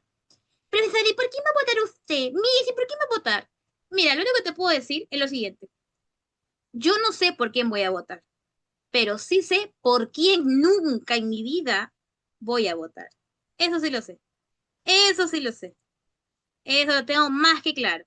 El resto, no sé. Sale cada cosa, sale tanto. Claro, tú lo has dicho. No, no hay forma. No hay forma. No hay forma que yo vote por esa inicial, ¿no? Y también por ese oin oin, no hay forma. Tampoco. ¿Cómo es eso que una chuchupe va a cuidar una cárcel? ¿Cómo que la chuchupe te cura el cáncer? Ay, tendré que darle a mi mamá, ¿no? Para que la sane. No, es increíble, es increíble, es increíble. ¿Qué pasa? Ay, perdóname, Dana, perdóname. No quería herir. No podemos hablar del físico, no hablemos del físico. Muy bien, chicos, ya, muy bien. Físico, cuerpos ajenos no se opina, ¿no? Como dice con mis alumnos. Cuerpo ajeno no se opina, mis. Bueno, sin más, hablemos de la pregunta 17 de Leguía. De Leguía. Body positive. Claro, el body, ¿no? Body. Me acuerdo que cuando iba al gimnasio, yo iba un tiempo al gimnasio así a lo enfermo, ¿ah? Les diré.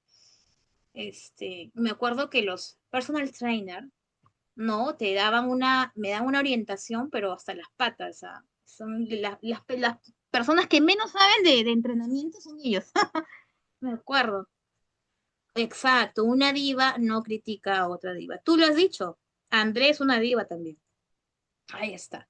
A ver, André, es la última clase que creo que tengo con ustedes y es la única vez que en todas las semanas, hijo, te he escuchado participar, de verdad, hijo. Espero que eso sea una señal para el resto de tus compañeros que ni en todas las semanas, hijo, puedo juntar. Has participado tanto como en estas. Ya van 2 veces que escribes. Es un milagro, sé que existes. ¿Ya? Da penita, profe. ¿Qué da penita? ¿Yo doy penita? ¿O, ay, doy pena? No es posible. No, no, nunca más. Ah, ya. Préstate bien, Andreo, si no, vuelve al anonimato. ¿Ya? A ver. Durante los años de Leguía, el proyecto de la Patria Nueva impulsó una modernización técnica que transformó. Ah, te da penita porque entiendo, es tu última vez acá. O no sé. Transformó la relación entre el Estado y el ciudadano. Esta época destacó por la introducción de nuevas tecnologías de gobierno. A ver, ya. Sí, pues Leguía moderniza el Estado debido a esta inspiración que le da el modelo norteamericano, ¿no? Dice, sobre este proceso determina el valor de los siguientes enunciados. A ver, chicos, de las cuatro, ¿cuáles son verdaderas y cuáles serán falsas? ¿Cuáles? A ver, dice, el Estado buscó hacer a la población más legible y controlable mediante la creación de documentos de identidad y de registros dactilares. El gobierno de Leguía utilizó innovaciones técnicas para promover una democracia inclusiva, ¿ok? El proyecto de modernización administrativa de Leguía buscó la renovación del sistema electoral mediante la creación del Jurado Nacional de Elecciones.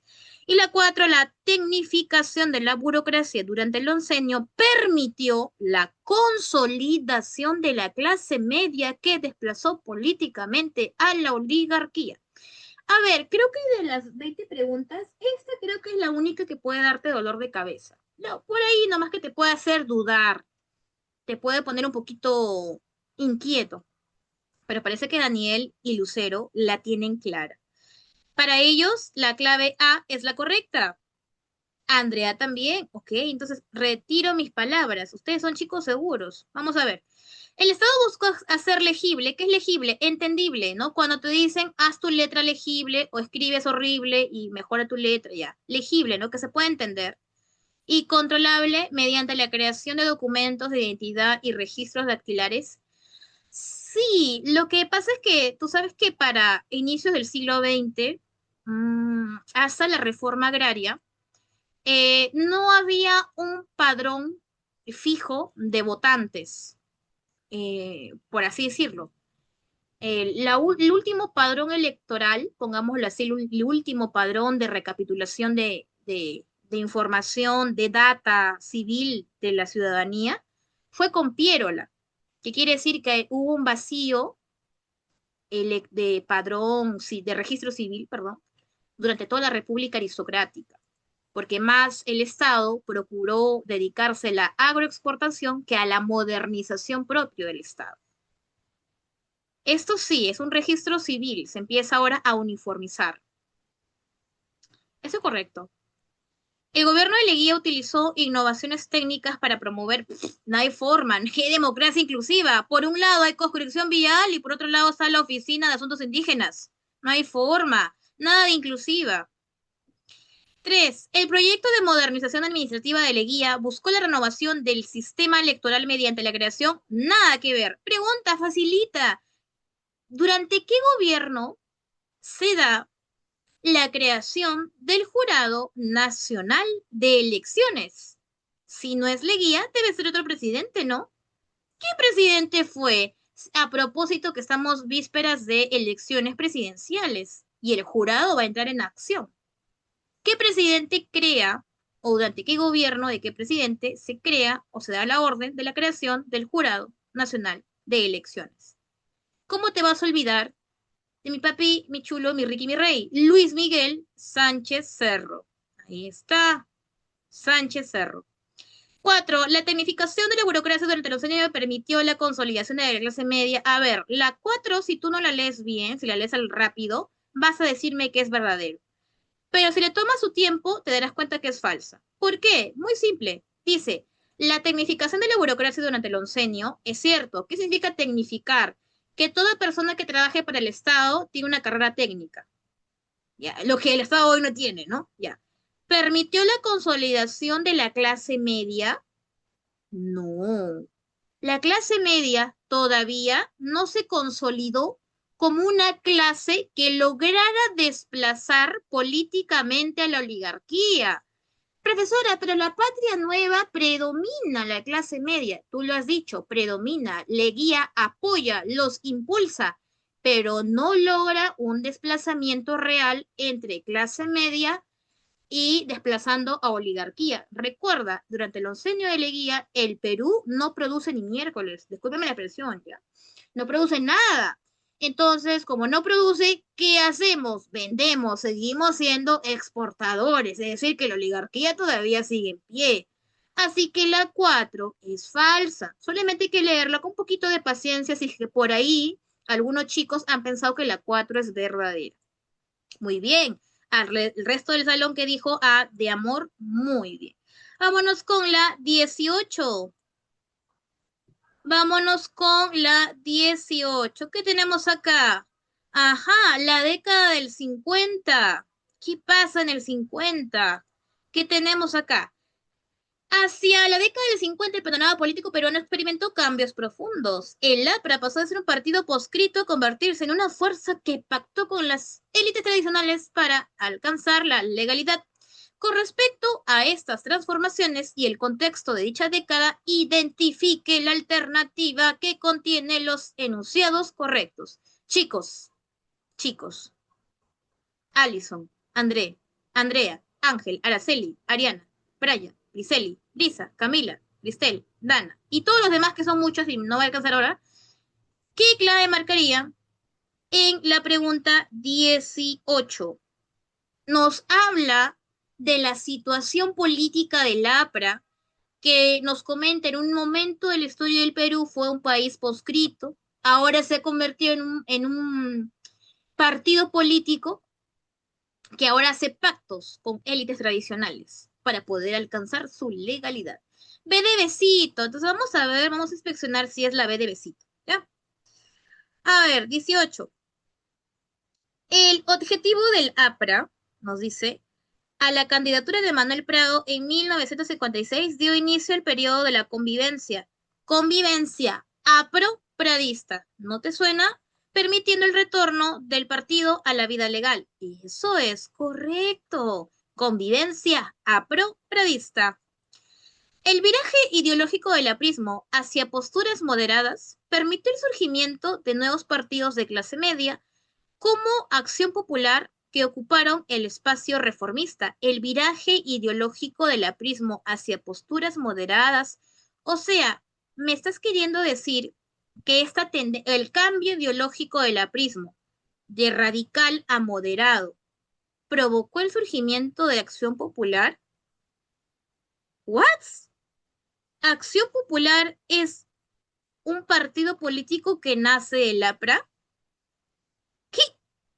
¿En qué momento Fernando Belaúnde Terry es eh, un arquitecto que se influye por el APRA? No, no, no. No, esto es falso. Acción Popular no es un partido político que descienda del cambio, viraje, pongámosle así, ideológico del APRA radical al moderado.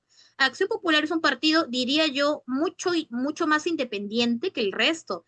Recuerda que el APRA surge en un contexto donde el Perú era principalmente un país dependiente a Estados Unidos. Por eso el APRA se considera antiimperialista yanqui. Contexto en la cual también tienes al Partido Socialista Peruano, al PSP. Entonces, tienen un origen, una cuna radical, porque era un partido de oposición, pero que luego se fue moderando. Eso es cierto. Se fue moderando porque hace alianzas con la oligarquía. Recuerda el caso de Pedro Beltrán durante el gobierno de Bustamante Rivero.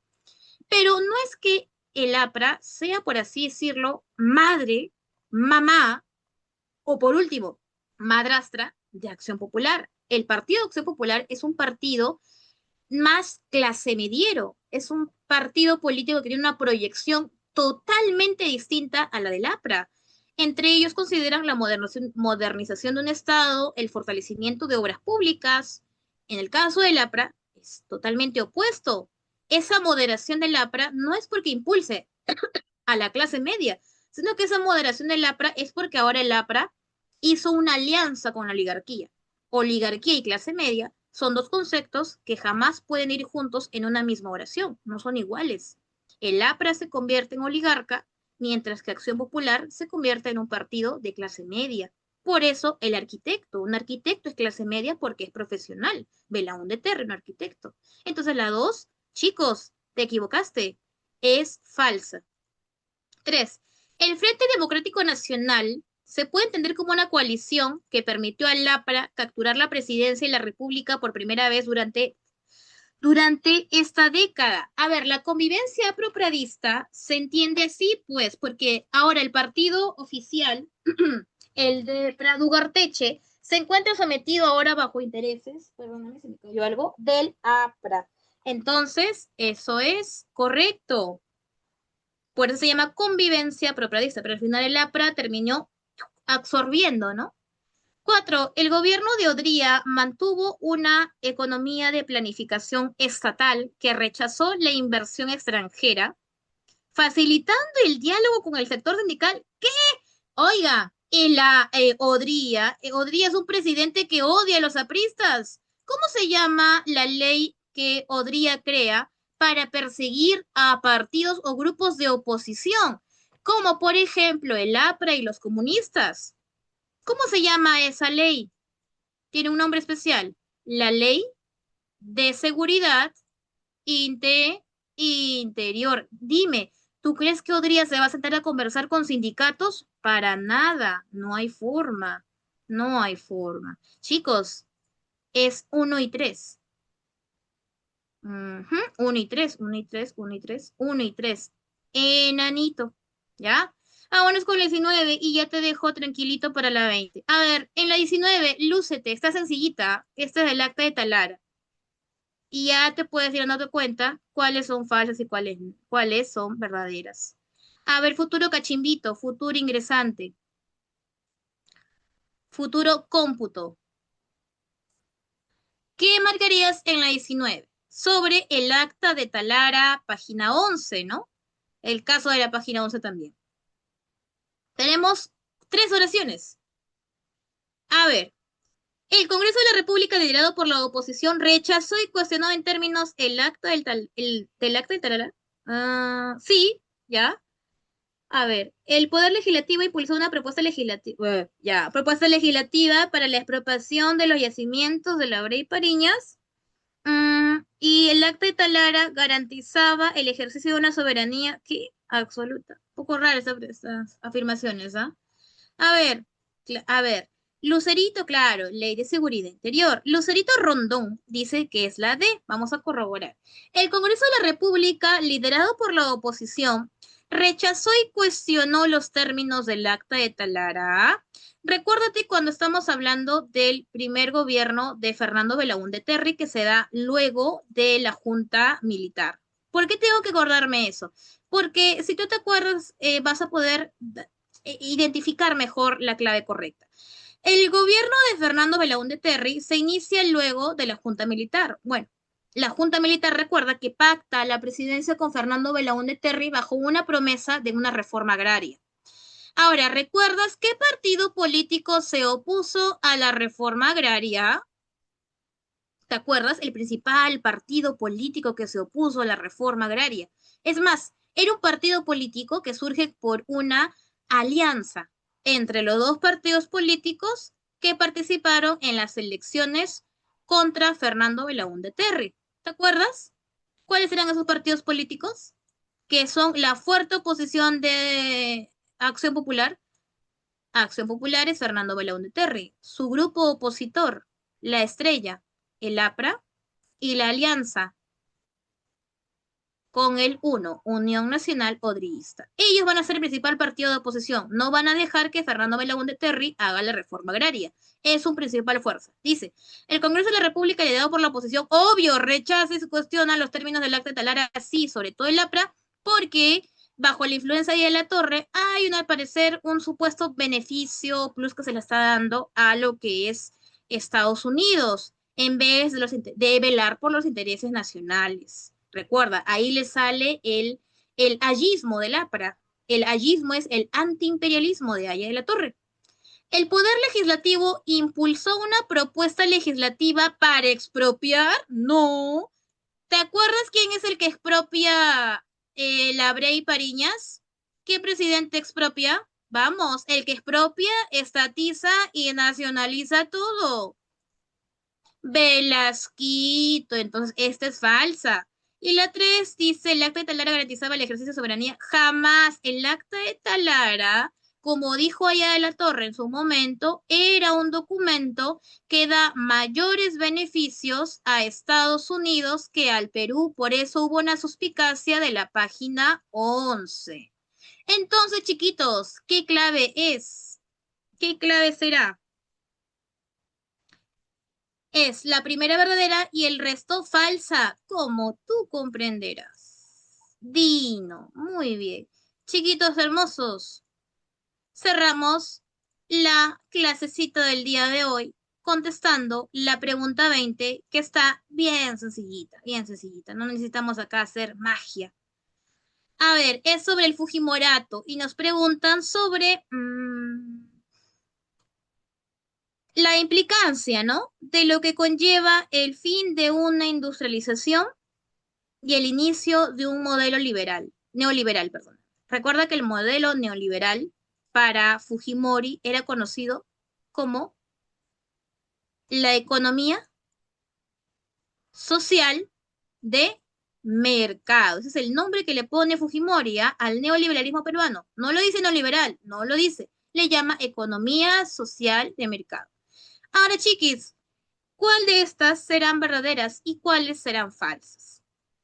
Yo lo leo y tú me dices si es verdadero o falso, ¿ya? Para irnos de una vez. Se aplicó un programa de estabilidad, de estabilización radical conocido como el Fujichoc para detener la hiperinflación y recuperar el sistema de recaudación fiscal. ¿Eso es cierto o es falso? ¿El Fujichoc detuvo la hiperinflación? ¿Sí o no? Sí.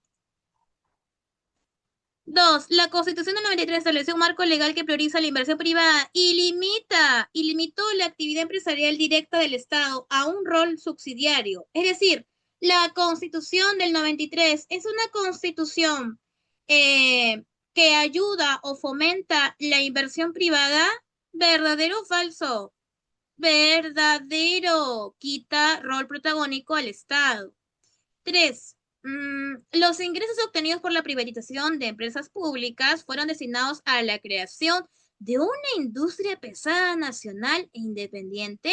Chicos, ¿es verdadero o es falso? Falso como ella o él. Muy bien.